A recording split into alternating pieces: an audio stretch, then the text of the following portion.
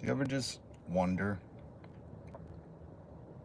especially when I'm driving, like, what is it? What is it with certain people, with some people in society, where because they're comfortable enough, or even if they're uncomfortable, their anger can be directed. Their anger can be misdirected in such a fashion. It's weird. I guess humanity has a long history of defending others in spite of themselves.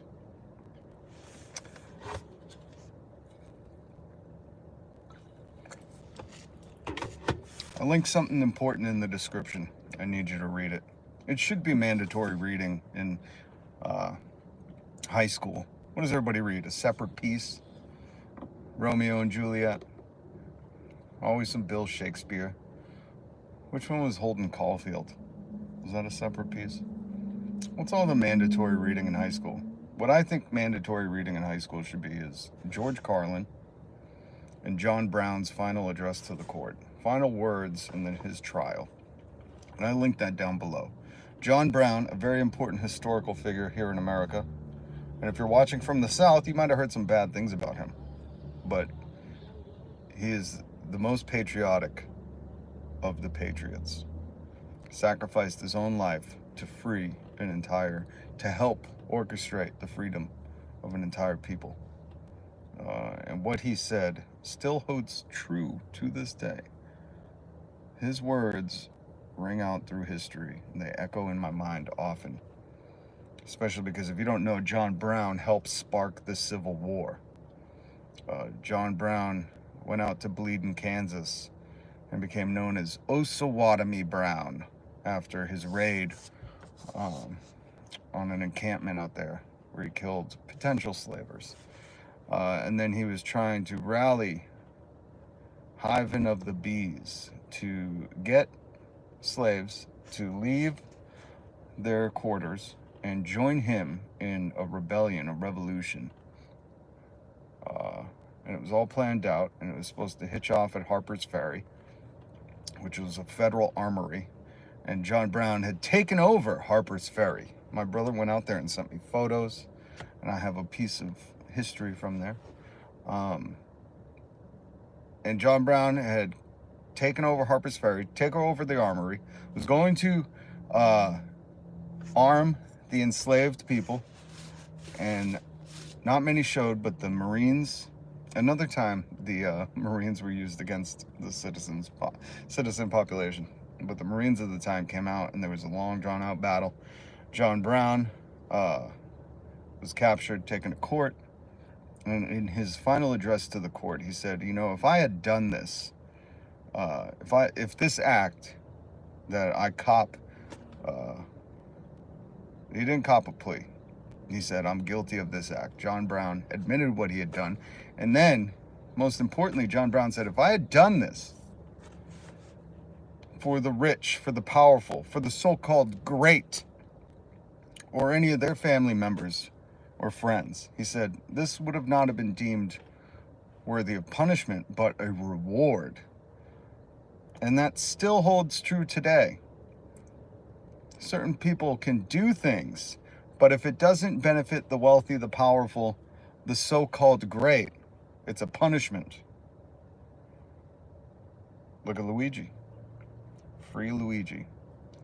So I put John Brown's, actually I forgot I could do this.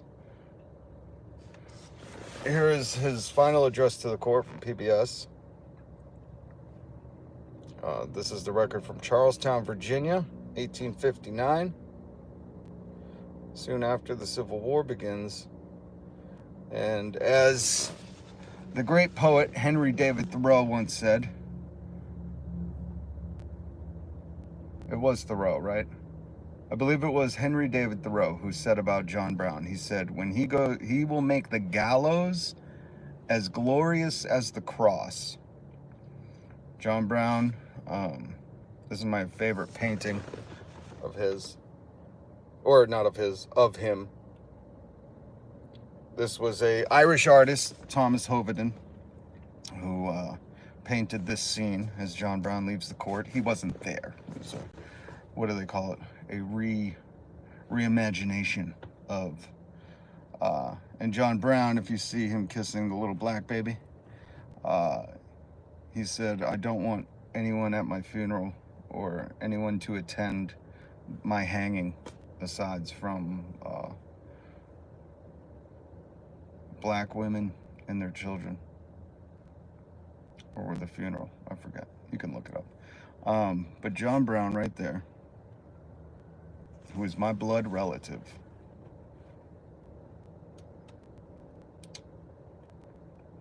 his words still ring true today. This man gave everything for a cause, and he rewrote the Constitution. You could look that up. He rewrote it to actually make those promises that are declared like all men to be created equal. He rearranged the Constitution to make those promises good, and he carried it with him. And that should be mandatory reading for all kids, his speech before you graduate high school. Or that's what I would do, at least. What's up, Mel? Oh, Mel, sorry. I can't see the comments when why was he executed? Alma. So this is John Brown.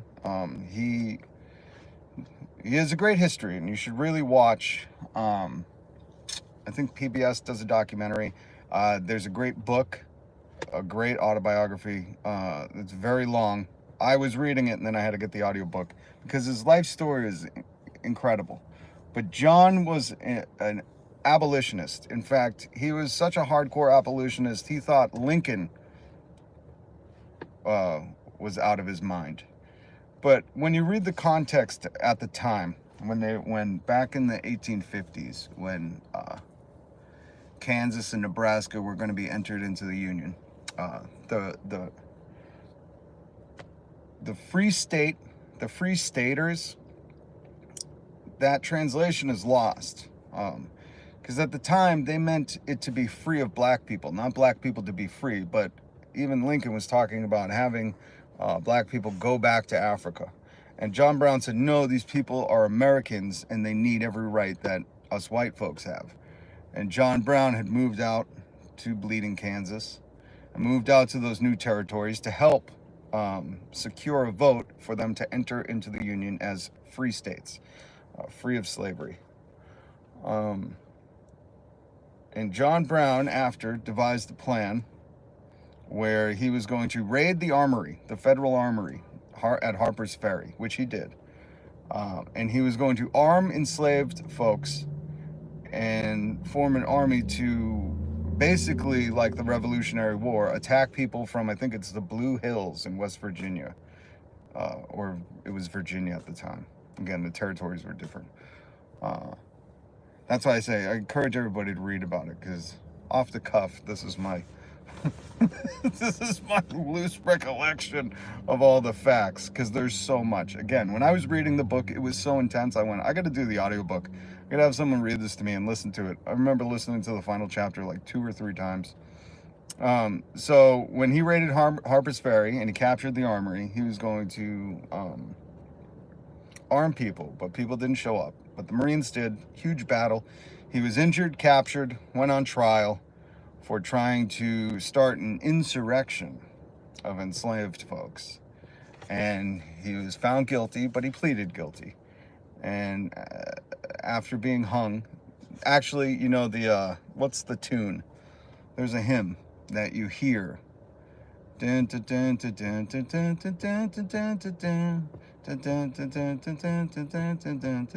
know what that song is, but that song was actually sung by Union soldiers in the Civil War. It said, John Brown's body is a moldering in the grave. John Brown's body is a moldering in the grave. So that's originally where that song comes from. But there were famous, well, still famous, there were poets at the time and prolific writers that we know now, like Henry David Thoreau, who helped. They started basically a huge media campaign to inflame the North, to say this man gave his life for this cause, for peoples to be free, which is said in our allegedly in our Declaration, in our Constitution, in our Bill of Rights, and all these famous documents, it said the people here should be free, but they're not. And John Brown saw that as he said, the only way this country will right the wrongs of its sins is by blood. And after he was hung, Henry David Thoreau said, John Brown's body, or John Brown will make the gallows, the hanging area, the execution area, he will make it as glorious as the cross. So that means he will become a martyr like Jesus for this cause. And that spread wide and far. And soon after, the Civil War ensued. He is believed to be the spark that caused the Civil War, that ignited it. And he was deeply hated in the South, and he's relatively not taught about much in history class. Ethan Hawke, one of my favorite actors, did a whole series, HBO series, called The Good Lord Bird. And it's a reimagining, but also a period piece, loosely based on, well, he plays John Brown, but it follows a different narrative. And it's an amazing, great series. It's one of my favorite. So if you want to watch and get the gist of John Brown, and Ethan Hawke portrays him so amazingly, watch the HBO series Good Lord Bird. I bought it because it's so good. And I watch it when I need to be inspired or just want to see some good comedy. And I bring that up to you today on Juneteenth because we see a time now where John Brown's words, again, I linked down below his final words to the court, his final address. Where is it? Somewhere down here.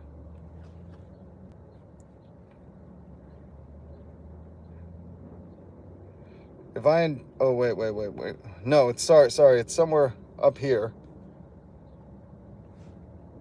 where he says, had I so interfered on behalf of the rich, the powerful, the intelligent, the so-called great, or on behalf of any of their friends, and suffered and sacrificed what I have in this interference, it would have been all right, and every man in this court would have deemed it an act worthy of reward rather than punishment. That was John Brown's final address. And then we go fast forward to today.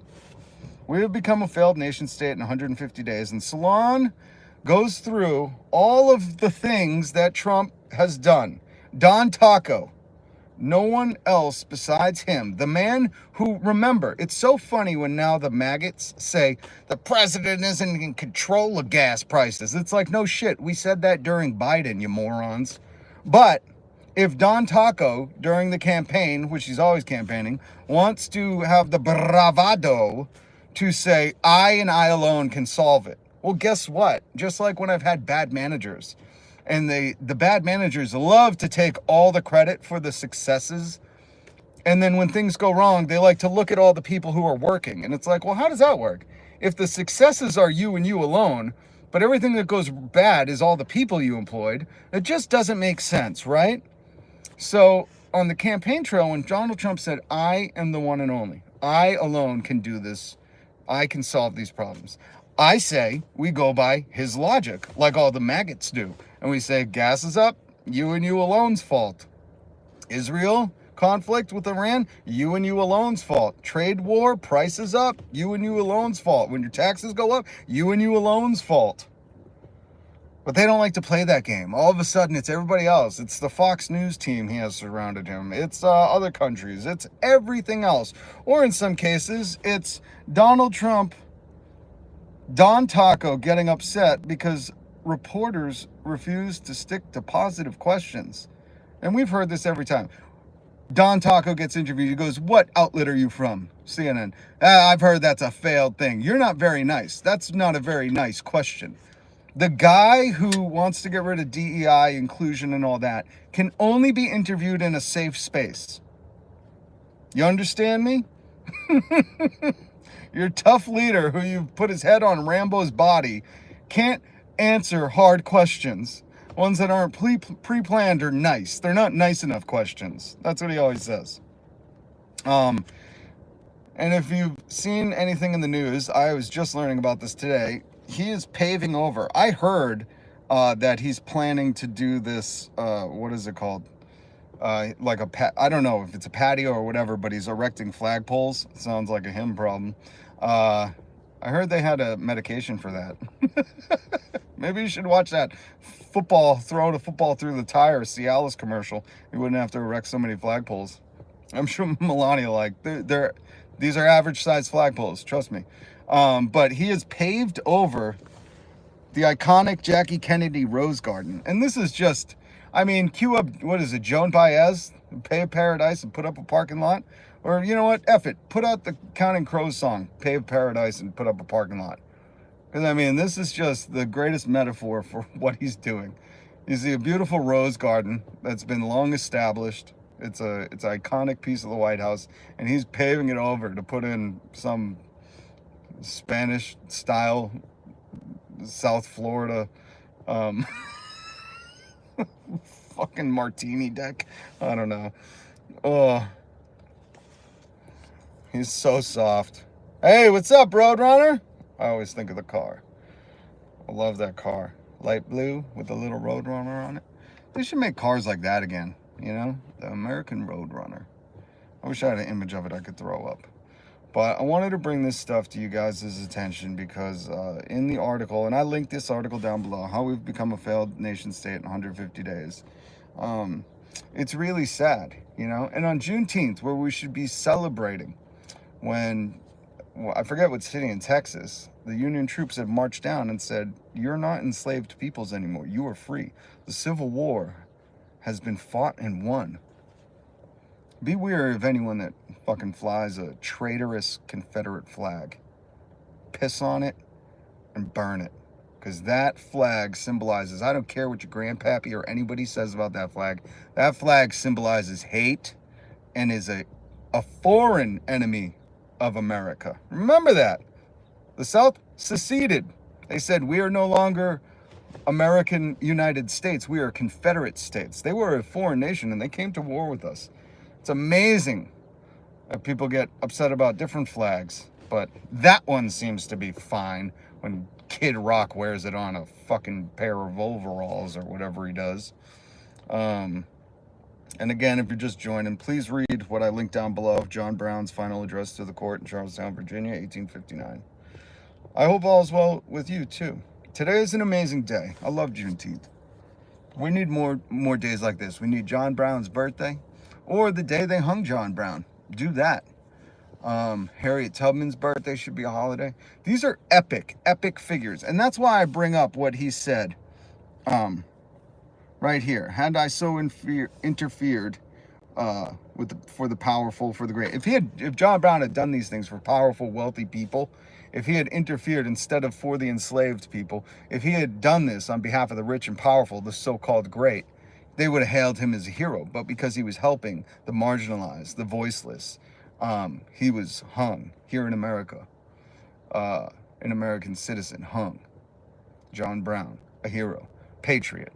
And when you think and you look through Harriet Tubman's life, saving over 200 enslaved people, going back, putting her own life at risk, serving in the Civil War. I mean, all these different things that she did. It's never mind that she was black and a woman, but just for anyone to be able to have done what she did she's a unicorn. And these are American figures that should be, I mean, those should be the statues we have. It's just incredible to me that you drive through Virginia and you see these all Confederate statues. And it's like, why are you putting the losers of a foreign nation who attacked America, why are you putting statues up of them? I know it's the Confederate daughters that were trying to, you know, just keep racism alive. But it's amazing that people won't take pride in the true heroes of America. Ask anyone with the Confederate flag if they support this big, beautiful bill that's supposed to limit a state's right to self-govern. Yeah. Yep. Good morning, Jurgen.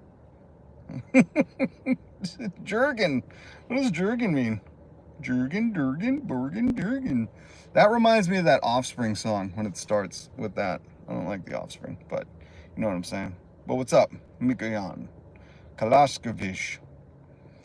Galveston. Thank you, Alma. Thank you. Wow. Look at the big brain on Alma. Fire. And then I linked some other articles about Don Taco. Don Trump always chickens out. He even chickens out in interviews, you know? That's the most amazing thing about this. when there's interviews that are like, Donald Trump rages again, silences anybody who doesn't ask positive, nice questions. That's not a very nice question. Next. I'm going to go to the next. Like, how does anybody see, and you have to see in one of his interviews, how do you see that? And you're like, that is a strong, tough man who says you're not asking nice enough questions. That is my leader. Like, who the fuck is like, that's the guy I really want to embody, you know? He's my spirit animal. I really want Don Taco, the guy who's like, that isn't a very nice question. Next, I won't be talking to you. You're failed. Like, who sees that and is like, Rambo. That's Rambo-ish right there. In fact, I never saw the movie, but I'm pretty sure Rambo went on a tirade and started going after everybody because he wasn't asked a nice question.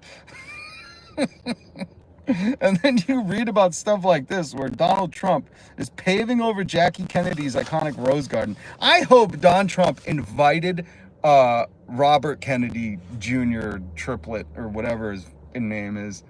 I hope old vaccine registry himself, Bobby Kennedy, my name has gotten me this far alone, was invited to that. And he had to watch that. I hope Bobby Kennedy, I hope people clipped it on TikTok and sent it to him. And they were like, hey, check out the Rose Garden now, bitch. It's going to be a basketball court. No, it's going to be a small putting green, but it's going to be fake grass.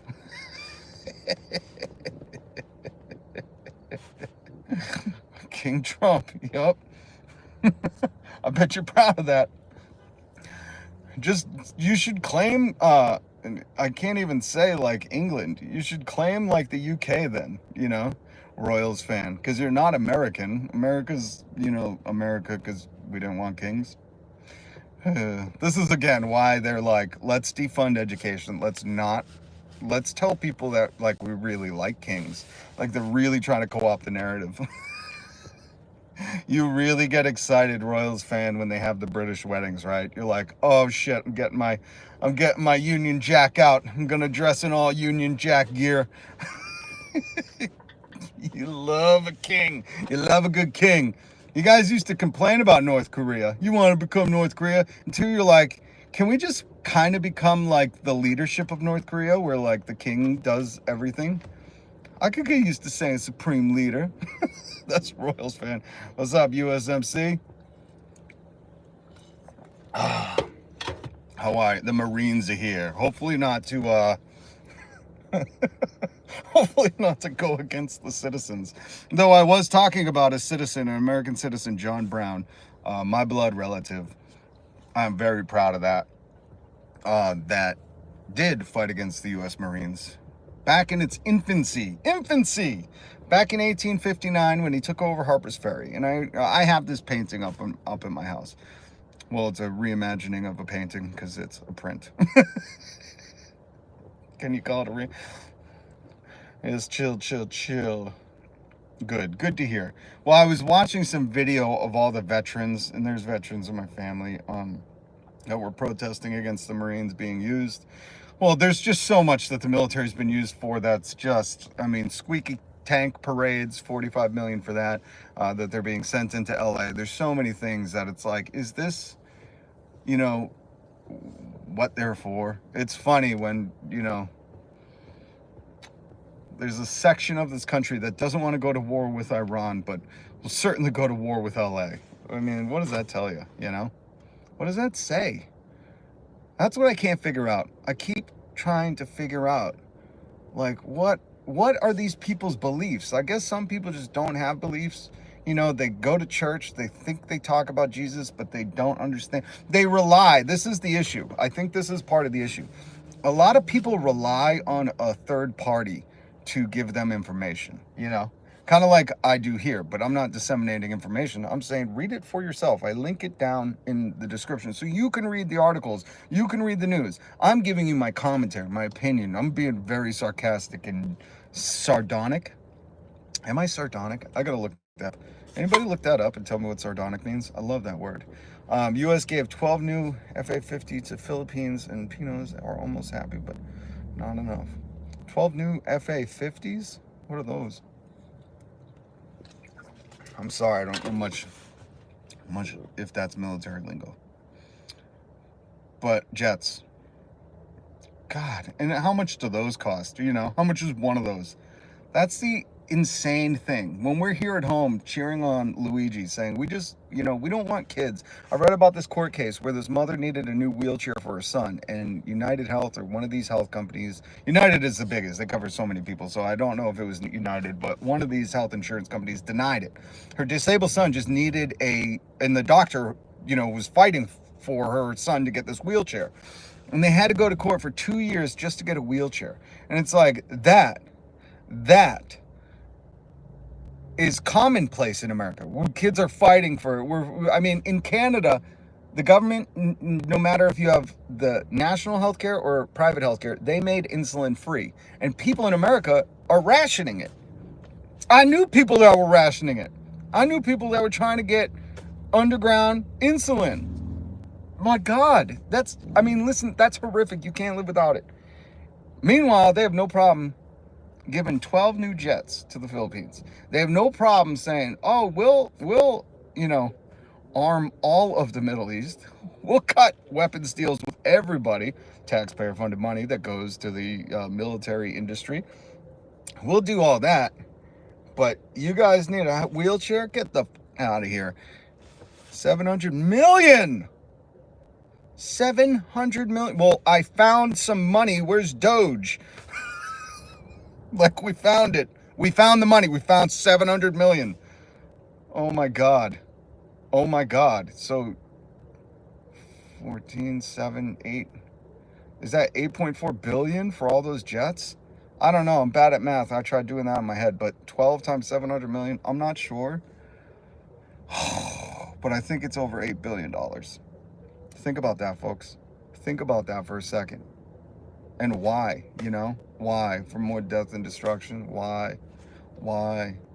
So I highly encourage you to read the Salon article that I posted. This is interesting to read. It's a good look through. Hey, USMC, if you wouldn't mind, can you look up sardonic for me? I just can't do it on my phone while I'm live streaming. Well, I guess I could. I just don't want to. But if you have access to looking up stuff, could you look up the word sardonic and see what that means? And listen, you know what? That's what I like in a leader. That's what I try to be. I like to try to tell you there's stuff I don't know. John Brown, I know stuff about him. I will happily share the story of John Brown with you. The word sardonic, I need someone to help me look that up. I think it's in route of a sarcastic delivery, but again, I used to subscribe to the word of the day dictionary thing until my email got all. Oh, really? Thank you, U.S. Marine Corps. That's cool. The word sardonic describes someone who is bitterly scornful, mocking, and disdainful. I'm 100% sardonic. Can we add a little sarcastic? Well, I guess mocking. Mocking is sarcastic. Yes. I am sardonic. Thank you, Alma. Thank you, USMC. I love this community. USMC, I'm not sure if you're subscribed, but it would mean the world to me if you did. I do this to communicate with people. We live in a time grimly mocking or cynical. Oh, I love that word. Sardonic. That's the word of the day. Thank you to Alma and USMC. Describes someone who is bitterly scornful, mocking, and disdainful, grimly mocking, or cynical. Beautiful community I have here. Beautiful community. I'm so grateful for you. I'm so grateful. And this is a cool way to connect. Listen, I wasn't even planning on going live. I'm doing some stuff. I was supposed to go to a job interview, and the guy was like, "Can you come back tomorrow?" And I was like, "Yeah, all right." You know, but I wanted to recap a job interview because I think there's a lot of people that there are things I've learned in job interviews, the questions you want to ask and things you want to ask. You always want to ask questions, and it's not always about exactly the job, but sometimes you want to ask. Here's a little trick and what I like to do, and I've already done this with one person that works there, but I asked them, "Hey, so how long you been with the company and how do you like it?" And they're not going to tell you up front, but you can gauge, and then you can ask follow-up questions. So always find people who have been at the company longest, even if you got to write them in LinkedIn or Facebook, well, not Facebook, but, you know, some professional network, and say, "Hey, just want like an overview of what you think of working there." Because you're going to get a better gauge for things. And people are always going to try to flower coat it, not sugar coat it. They're going to try to put flower petals and make it look pretty. But, you know, it's a good gauge. It's a good gauge. And it's a really helpful tool because you'll also use your gut to kind of feel out, are they trying to oversell me? Are they trying to be honest? You know, if people ask me, I'd be like, this is what it is. And the sad thing is, I think I've been punished for that. I think I've been targeted and punished because I'm more honest about what it is working somewhere. You know, they want someone to come in and tell you like, oh, just work as much as you can and work as hard as you can. Merit will be rewarded. But that's not true. And it's literally just factually. You know, like when I've encountered raises, it's because it's that time of the year and it's, you know, 0.2% or whatever. And it's not based on how hard I worked. There's nothing, but they want people who sell that image, and that's just fake. And I'd rather be real with people. Someone once told me to look at the cars in the parking lot. If there's a lot of old cars, not good. Ooh, that's a clever one. I like that, Alma. Add that to the Rolodex, folks. Also, we have a Panzer Faust in our basement for some reason. I think the Germans left it there in World War II. What's a Panzer Faust? Faust. That's cool. Oh, USMC. We got to talk more. We're going to talk more because that is interesting stuff. Interesting stuff. But listen, guys, I'm going to try to go live later because I really wanted to go into these articles, but it's Juneteenth. I was going to recap my interview and give you some tips and tricks and things to interview, to ask on an interview. Not only you always want to find out about money and what it's like, you know, outside of the job description, because that's what you're there for, but there's little things that you need to gauge by the environment, by the context clues, by the things that are happening around, like Alma was saying, check out the cars in the parking lot. But you can just watch interactions. Sometimes you can go into a place, you know, if it's a shop or if it's a location where the public is welcome, and just people watch and see what the environment's like, you know. But so hit subscribe, hit the notification bell. I will be back hopefully later today because there's some stuff I want to talk about. And tomorrow after my interview, I'm definitely gonna talk to you about how my anti-tank rocket, whoa, that's cool. That is cool. So please hit subscribe, USMC. Maybe we'll have you on. You can, for Sherman tanks, damn. I would like to get your views on all that's going on right now. It's good to hear from veterans on what they think. I think that's an important facet that can be overlooked sometimes, and that's why seeing the veterans who were protesting and they stormed the Capitol to say, you know, no more money on bullshit. And especially when you read stories, I didn't link this, but that Trump canceled the 988, that hotline where people could call if they were very depressed. He canceled that. That kills me, man. That, especially when you know all about that. But this is the stuff I didn't want to go into right now, but we will talk about it. So hit subscribe, hit the notification bell. Much love. Alma, USMC, thank you guys for all the help in the chat. That's why I love this community. I ask you to join the conversation, and you do that by hitting the little subscribe button and then hitting the notification bell after. It's amazing. Oh, you're subbed. Awesome. Thank you. It is amazing when this can not just be a live stream where I'm just talking at you, but it's more of a conversation. That's how I think we move forward. So I always appreciate when the conversation is a little more in depth and more people join in. So thank you very much. Alma, always good to see you. I hope you have a wonderful day. Hit subscribe, notification bell.